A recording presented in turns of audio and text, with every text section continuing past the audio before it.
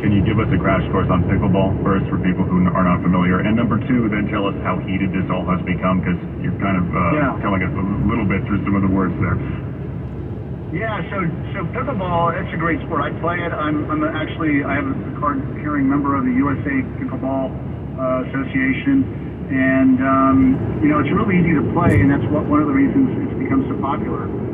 And plus the formatting, the games are pretty quick. The paddle's very short. It's not too much bigger than a ping pong paddle, relatively. So it's very easy to control. So the longer the racket or paddle you have in your hand, the harder it is to control it.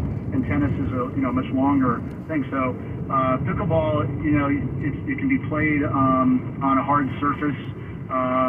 It's similar to, I would say tennis. They've said I don't know about badminton. I used to play badminton competitively too, but I wouldn't compare it there. It's just like a smaller version a bigger version of ping pong, smaller version of tennis without the overhead serve. And then you have, then in the middle of the court you have this area. They call it the kitchen. I call it, the dungeon of doom. But that you can't step into unless the ball lands in that area. You have to stay out of it, and that's why they have these little short game, duels that go on before all the hard hitting, and it kind of goes to end most points. Dungeon of Doom, I like it. Okay, so how bad has it gotten? I mean, you're on the tennis side saying don't take all over these courts, but are people yelling at each other down there over this? There's literally, I haven't heard anybody actually yelling, although I'm sure they want to.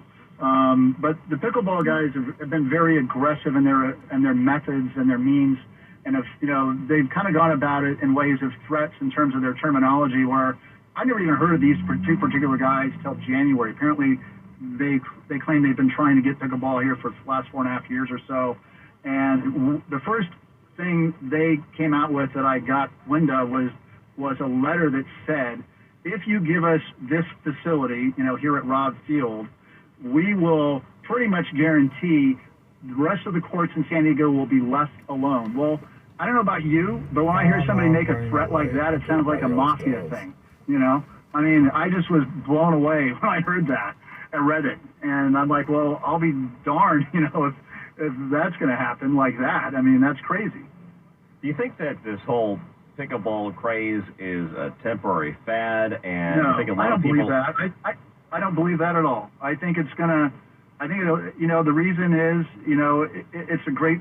Nobody from tennis really that knows anything about pickleball would say that. And even in those, and then you don't really hear a lot of people saying, oh, I do hear people saying that, from time to time, oh, yeah, get fatty. And I don't agree with that. I think it's going to be around. So I don't think that's the argument. I just think that more pickleball needs to be added. You don't need to take away an existing tennis facility to do it. Find more places to make it happen. We're actually working with the city and the mayor's office we actually have funding to build pickleball courts at Robb Field and at Dusty Roads, which is near here, which is another wide open, a pretty big space where they have a dog park, but there's plenty of room to add pickleball there, add pickleball to Robb Field, and even Barnes Tennis Center, which is also in the epicenter of this argument, because those guys claim that people over here can just simply go over there, which is total. What's that?